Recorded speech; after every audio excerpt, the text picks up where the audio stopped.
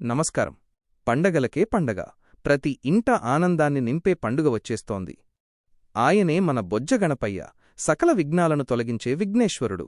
ఈ వీడియో చూస్తున్న మీరందరూ మనసారా ఓం శ్రీ మాత్రే నమః అని కామెంట్ చేసి ఒక్క లైక్తో మా ఛానల్కు మీ ప్రేమను తెలియజేయండి.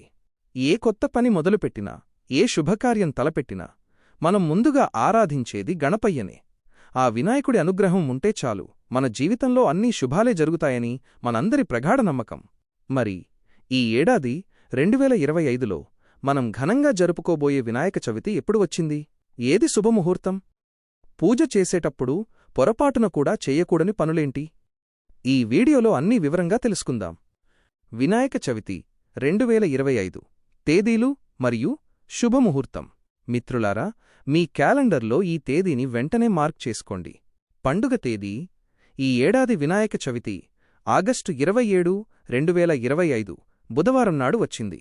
చతుర్థి తిథి ప్రారంభం ఆగస్టు 26 మధ్యాహ్నం అర్ధరాత్రి 2:06 చతుర్థి తిథి ముగింపు ఆగస్టు 27 మధ్యాహ్నం తెల్లవారుజాము 3:44 పూజకు అత్యంత శ్రేష్టమైన సమయం శుభముహూర్తం ఆగస్టు 27 ఉదయం 11:05 నుండి మధ్యాహ్నం అర్ధరాత్రి 1:29 వరకు. ఈ సమయంలో గణపతికి పూజ చేస్తే విశేషమైన ఫలితాలు లభిస్తాయని పండితులు చెబుతున్నారు.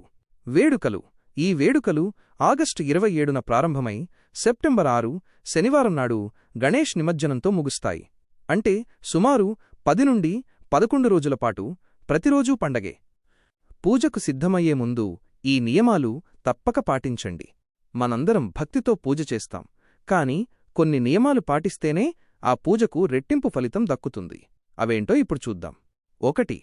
విగ్రహం ఎంపికలో రహస్యం. మీరు గణపతి విగ్రహాన్ని కొనేటప్పుడు ఒక్క క్షణం ఆగండి.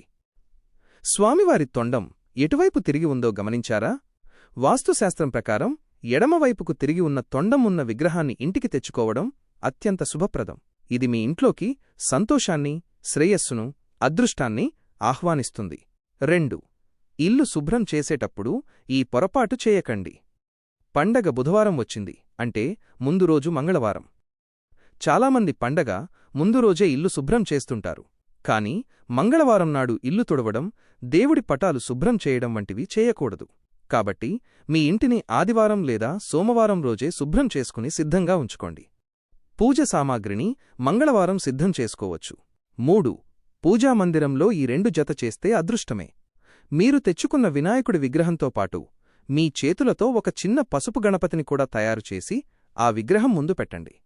దీనితో పాటు ఆ గణపతి పక్కన లక్ష్మీదేవి విగ్రహం లేదా చిత్రపటం పెట్టి పూజిస్తే మీ ఇంట్లో డబ్బు కష్టాలు తీరి ధనలాభం కలుగుతుందని శాస్త్రం చెబుతోంది. అత్యంత ముఖ్యమైన హెచ్చరిక: చవితి రోజు చంద్రుడిని అస్సలు చూడకండి. ఇది చాలా ముఖ్యమైన విషయం.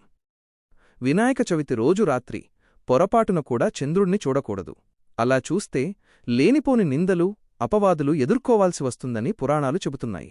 సాక్షాత్తూ శ్రీకృష్ణుడే చంద్రుణ్ణి చూడటం వల్ల శమంతకమణిని దొంగలించాడన్న నిందను ఎదుర్కొన్నాడు. ఒకవేళ పొరపాటున చూస్తే భయపడకండి. ఒకవేళ పొరపాటున చంద్రుడిని చూస్తే మీ పూజగదిలో ఉన్న కొన్ని అక్షింతలను తలపై చల్లుకుని, ఓ వినాయకా, తెలియక చేసిన తప్పును క్షమించు తండ్రి అని వేడుకోండి. దోషం పరిహారమవుతుంది. మరికొన్ని ముఖ్యమైన సూచనలు. పూజ ఎవరు చేయాలి? ఇంట్లోని యజమాని, మగవారు గణపతి పూజ చేయడం శ్రేయస్కరం. వారు దీపం వెలిగిస్తే రెట్టింపు పుణ్యఫలం లభిస్తుంది. మంత్రాలు రావా? కంగారు పడకండి. ఎలాంటి మంత్రాలు రాకపోయినా పూర్తి ఏకాగ్రతతో ఓం గం గణపతాయే నమః అనే మంత్రాన్ని జపిస్తూ పూజ చేసినా చాలు, స్వామి అనుగ్రహం లభిస్తుంది. విగ్రహాన్ని ఎక్కడ పెట్టాలి? గణపతి విగ్రహాన్ని ఉత్తరం, పశ్చిమం లేదా ఈశాన్యం దిక్కులో ప్రతిష్ఠించి పూజించాలి. ఎట్టి పరిస్థితుల్లోనూ దక్షిణముఖంగా పెట్టకూడదు. కొత్తగా పెళ్లైనవారు, కొత్తగా వివాహమైన జంటలు రాగితో చేసిన గణపతి విగ్రహాన్ని పూజిస్తే దాంపత్య జీవితం అన్యోన్యంగా ఉంటుంది. ఈ వినాయక చవితి మీ అందరి ఇళ్లలో సుఖసంతోషాలు, అష్టైశ్వర్యాలు నింపాలని మనస్ఫూర్తిగా కోరుకుంటున్నాం. ఈ వీడియో మీకు నచ్చితే తప్పకుండా ఒక లైక్ చేసి మీ బంధుమిత్రులతో షేర్ చేయండి. మరిన్ని ఇలాంటి మంచి వీడియోల కోసం మా ఛానల్ను సబ్స్క్రైబ్ చేసుకోవడం మర్చిపోకండి. ధన్యవాదాలు.